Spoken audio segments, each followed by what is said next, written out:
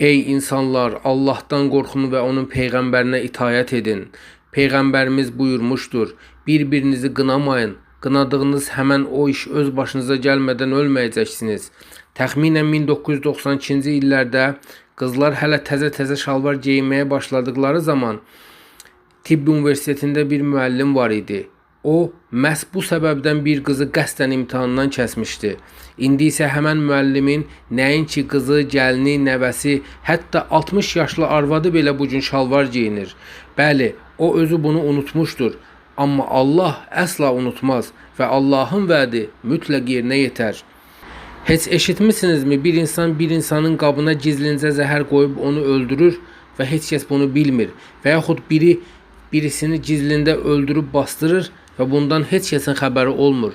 Amma bilin ki, Allah hər şeyi eşidir və hər şeyi görür.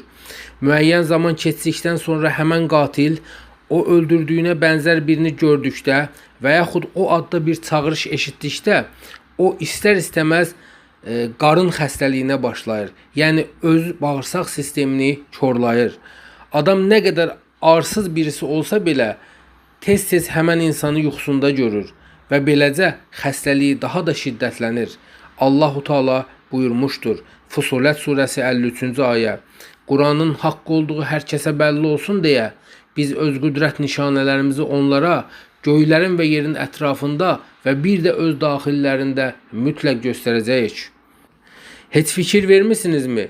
Bir insan ömrü boyu pul, mal yığır, amma sonda bütün bunlar başqalarına qismət olur.